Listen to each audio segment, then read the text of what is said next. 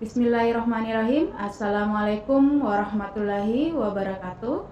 Perkenalkan, saya Fitra Eka Susilawati, Eskom Mkom dengan NIDN 0925098706. Saya merupakan salah satu dosen pada program studi informatika Fakultas Teknik Komputer Universitas Cokro Aminoto Palopo. Dalam video ini, saya akan menampilkan cuplikan pengajaran saya dalam kelas untuk mata kuliah analisis dan perancangan sistem yang saat ini saya ampuh. Namun sebelum itu, saya akan memberikan deskripsi singkat dari mata kuliah ini.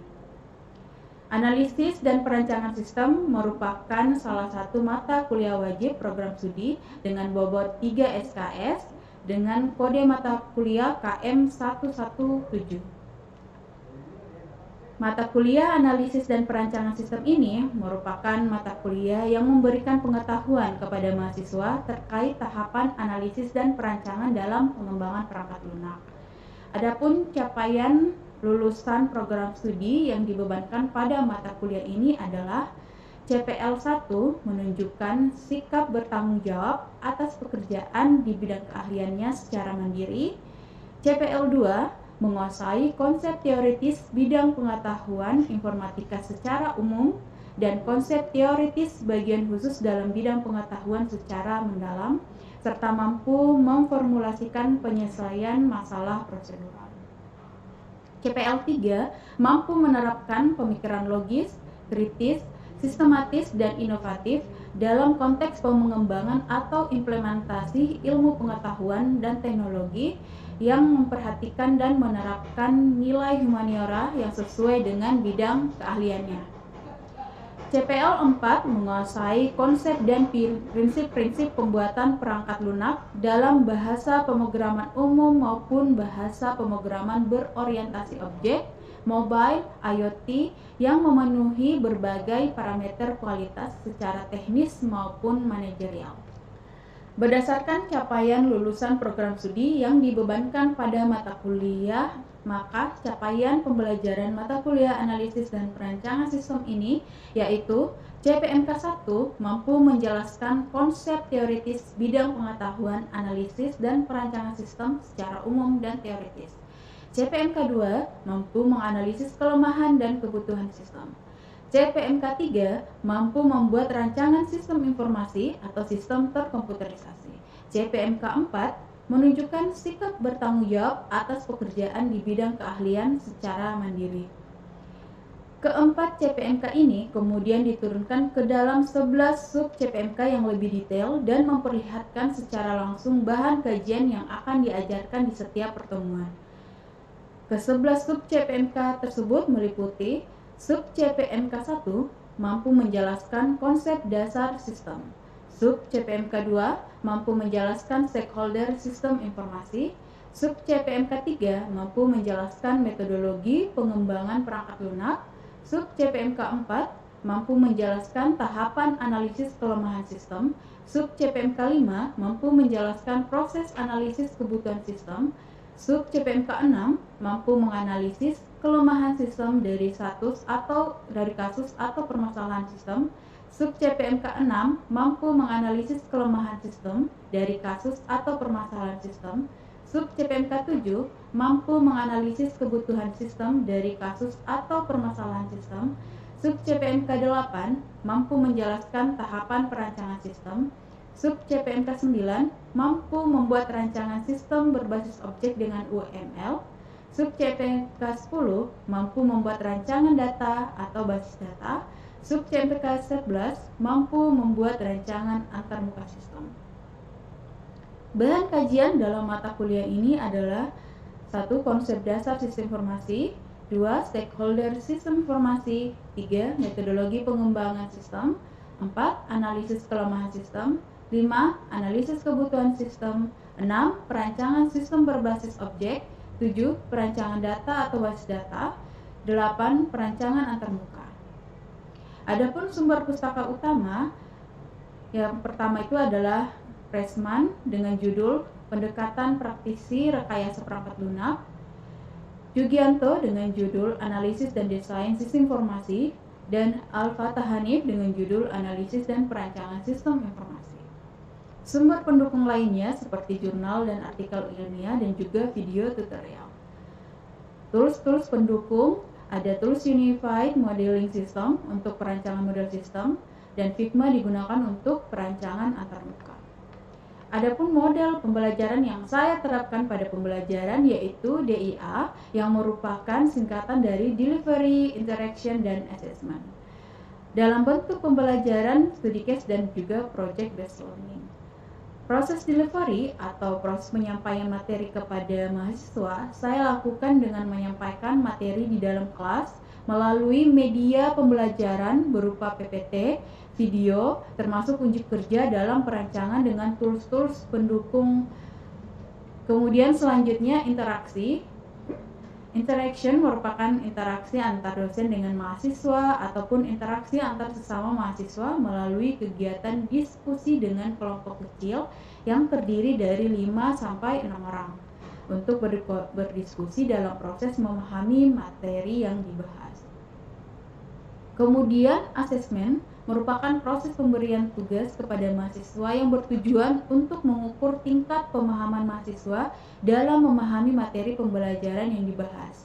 Sebagai indikator penilaian mata kuliah ini, yaitu kehadiran 20%, tugas 30%, ujian tengah semester 20%, ujian akhir semester 30%. Pada mata kuliah ini, penilaian UAS berupa hasil proyek akhir yang berupa analisis dan perancangan suatu sistem. Demikian deskripsi mata kuliah dari analisis dan perancangan sistem yang saya ampu. Selanjutnya, saya akan menampilkan cuplikan video pembelajaran yang saya lakukan di dalam kelas untuk mata kuliah analisis dan perancangan sistem. Selamat menyaksikan. Bismillahirrahmanirrahim. Assalamualaikum warahmatullahi wabarakatuh. Waalaikumsalam warahmatullahi wabarakatuh. Oke, alhamdulillah ya, hari ini kita kembali di ruangan ini untuk perkuliahan kita dan saya lihat semuanya wajah-wajahnya segar-segar walaupun kita lagi cuacanya lagi panas ya, beberapa hari ini kemarin cuaca panas dan alhamdulillah saya rasa kelas ini lagi ini ya kayaknya masih segar-segar fresh mungkin karena sudah makan ya. Oke, baik, sebelum Ibu kita masuk ke materi, sebelumnya baik kita berdoa terlebih dahulu sesuai dengan agama dan kepercayaan kita masing-masing. Doa dimulai.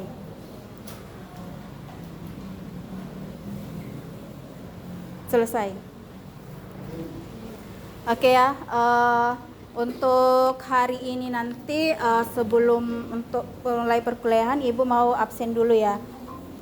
Kelas 5B ya? Oke, baik ya. Untuk hari ini tanggal 26 bulan 9 ya. Nurul Fajrina,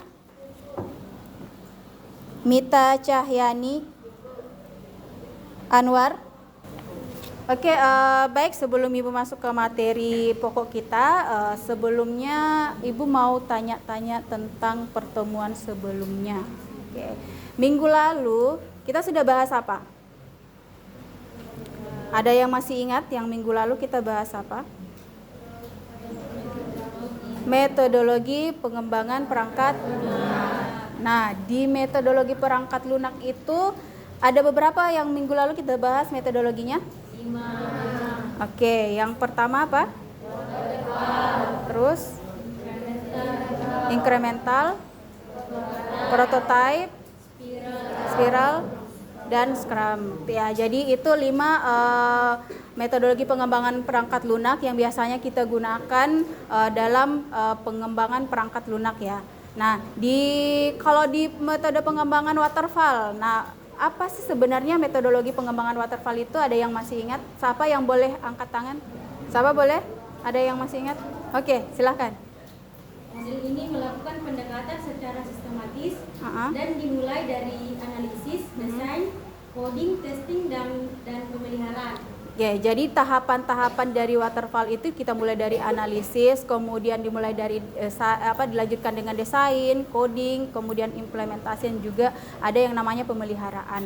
Nah, kaitannya sama materi yang hari ini kita pelajari yaitu masuk kita sudah masuk sekarang ke dalam tahapan dari metodologi pengembangan perangkat lunak itu, yaitu tahapan analisis, gitu ya. Tahapan yang paling pertama kita lakukan itu adalah tahapan analisis. Jadi untuk materi hari ini kita fokus ke satu materi tentang analisis, yaitu analisis kelemahan sistem. Ya, oke, untuk analisis kelemahan sistem ini banyak hal yang harus kita pada saat kita menganalisis. Analisis itu kan tahapan yang krusial dalam pengembangan perangkat lunak. Karena yang paling pertama kita akan lakukan, apa saja yang akan kita lakukan pada tahap analisis kelemahan sistem. Nah, kita sebelum ini Ibu akan menjelaskan sedikit tentang capaian dari pembelajaran, yang itu mahasiswa mampu menjelaskan perlunya analisis kelemahan sistem. Kenapa kita perlu melakukan analisis kelemahan sistem ini?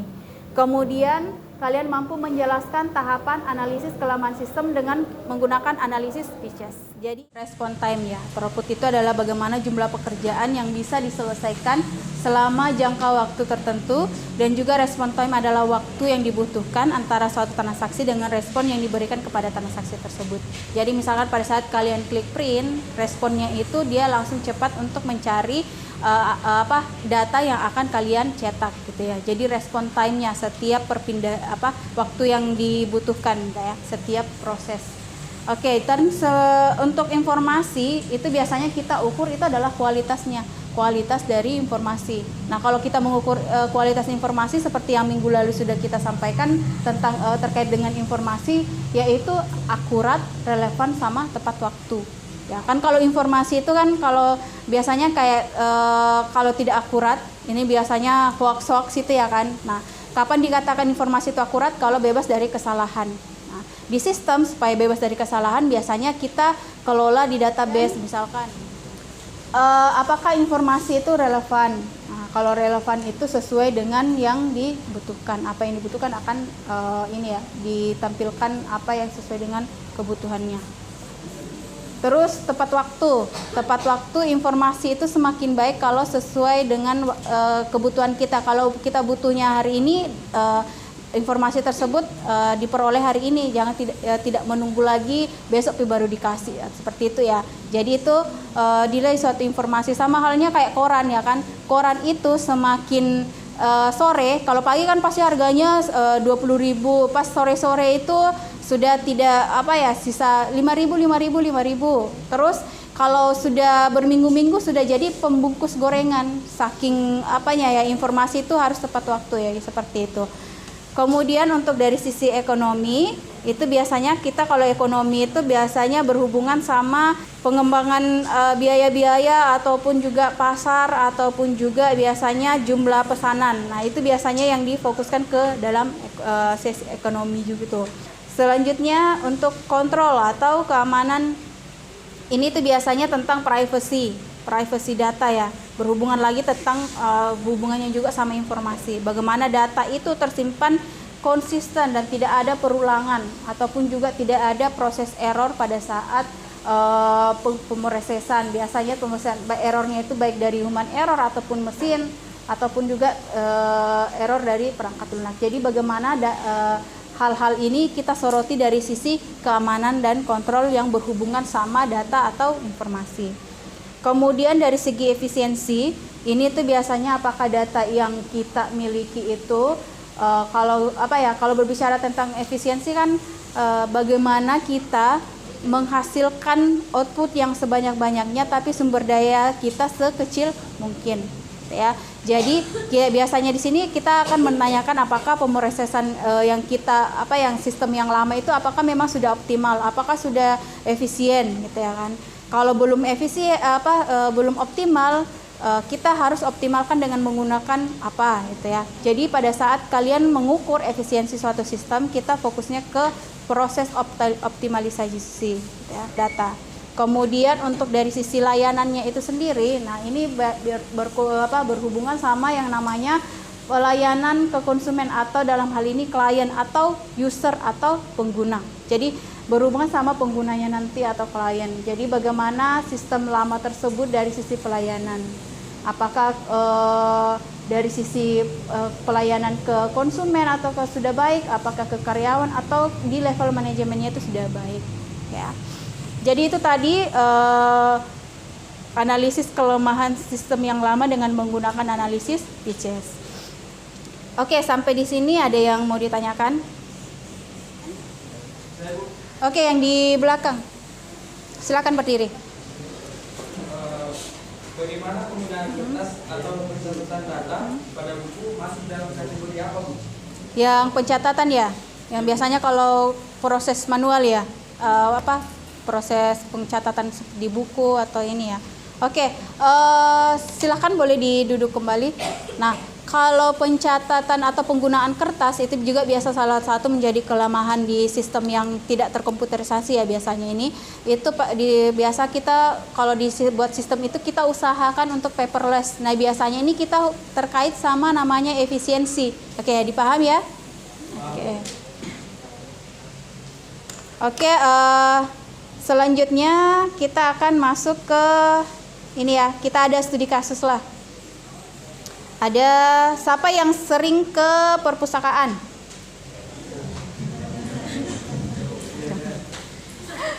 Oke, untuk studi kasus kita ini kita ngambil studi kasus di perpustakaan. Tapi di perpustakaan kita sudah semi manual dan juga semi sudah terkomputerisasi. Nah, di sini ada sebuah kasus. Silakan duduk berdasarkan kelompok. Oke, baik, untuk kelompok 1. Kelompok 1 mana? Oke, kelompok 1 apa hasil temuannya dari studi kasus tersebut?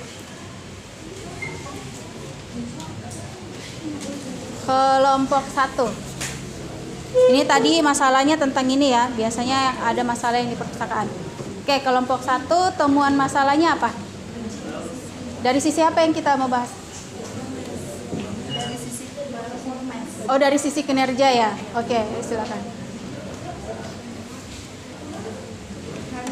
Masalahnya yang masalahnya itu yang pertama, pendaftaran anggota secara manual, menulis format, menyalin ke buku catatan anggota memerlukan waktu 5-10 menit. Oke, sampai 5-10 menit. Solusi atau peluang yang pertama itu dibuat sistem dengan fitur pendaftaran berbasis komputer. Calon anggota tinggal memasukkan data melalui sebuah aplikasi sistem perpustakaan. Oke, jadi kalau yang dibahas ini dari segi performance-nya atau ini ya kinerjanya. Selanjutnya dari kelompok 5 ya, kelompok 5. Silakan kelompok 5 temannya. Baiklah, untuk kelompok 5 hasil diskusi kami pada segi efisiensi pada bagian transaksi buku kami mendapatkan sebuah masalah yaitu penggunaan tinta, kertas dan alat tulis lainnya yang proses pencatatan transaksi yang terjadi membutuhkan biaya yang banyak dikarenakan ketika terjadi kesalahan maka dokumentasi yang telah dibuat sebelumnya tidak bisa dipakai lagi. Maka kami menemukan solusi dengan sistem terkomputerisasi yang mampu menghemat waktu dan biaya yang harus dikeluarkan perpustakaan.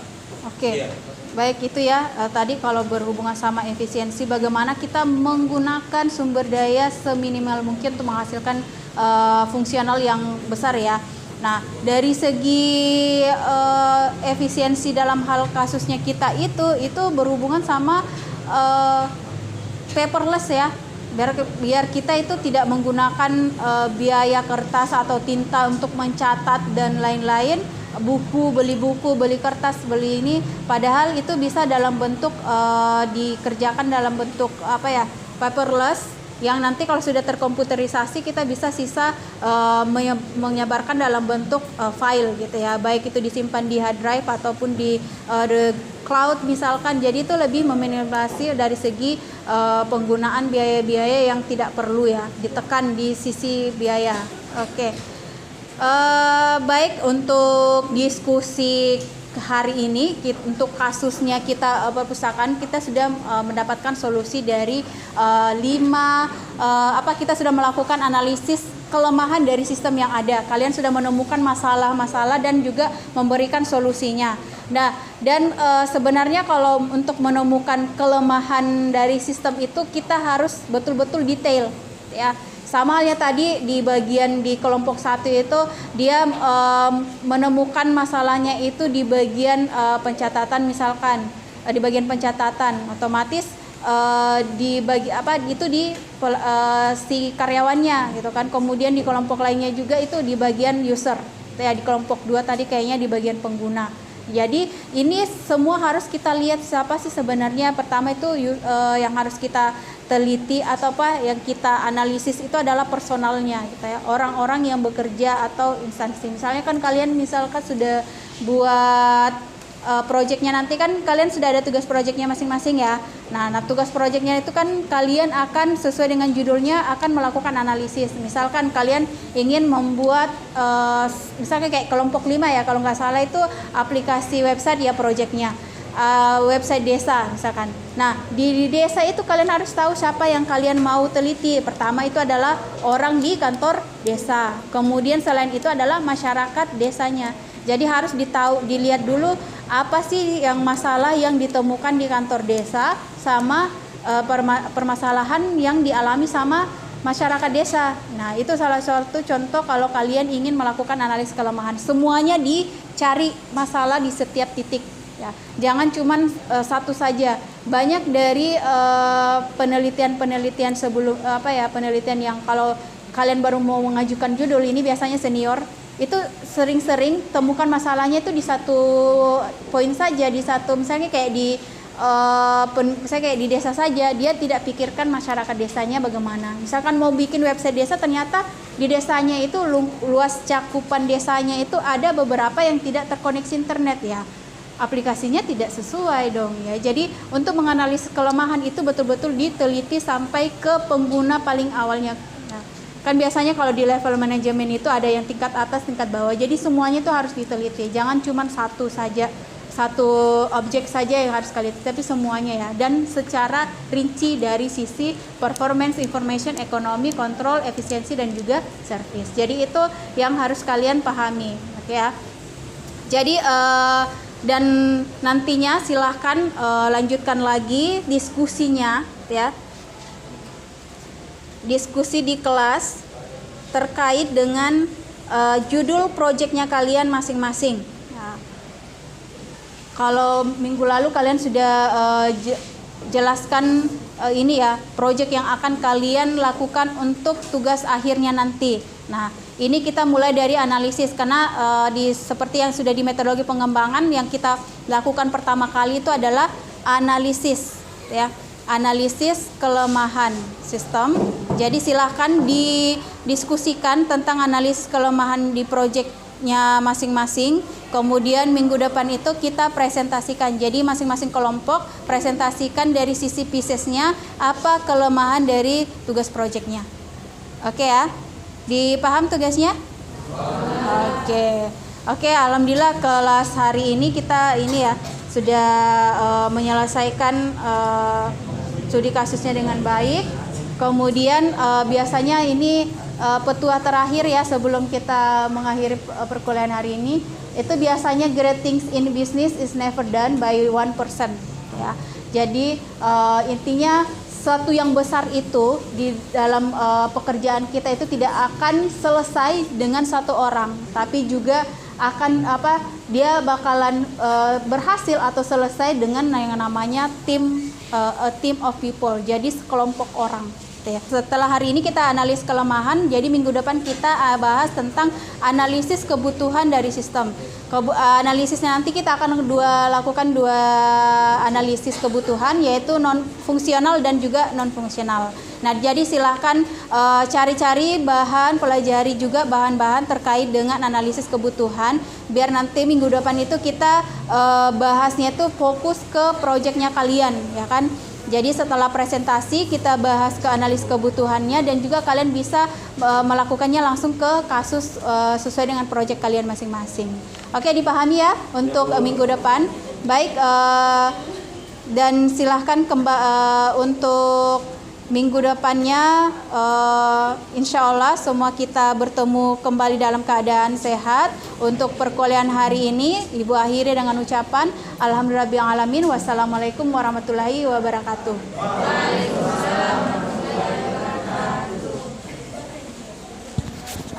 Demikian deskripsi singkat proses pembelajaran dalam bentuk cuplikan video pembelajaran dari mata kuliah analisis dan perancangan sistem yang saya ampu. Semoga dapat memberikan gambaran mengenai kinerja pengajaran yang saya lakukan, khususnya pada mata kuliah analisis dan perancangan sistem di program studi informatika Fakultas Teknik Komputer Universitas Cokro Aminoto Palopo. Saya mengucapkan terima kasih kepada seluruh tim penilai dan tim panitia sertifikasi dosen tahun 2023. Tidak lupa juga saya mengucapkan terima kasih kepada pimpinan Universitas Cokro Aminoto Palopo dan pimpinan Fakultas Teknik Komputer dan juga rekan sejawat dosen dan adik-adik mahasiswa. Akhir kata saya ucapkan wabillahi taufiq wal hidayah. Wassalamualaikum warahmatullahi wabarakatuh.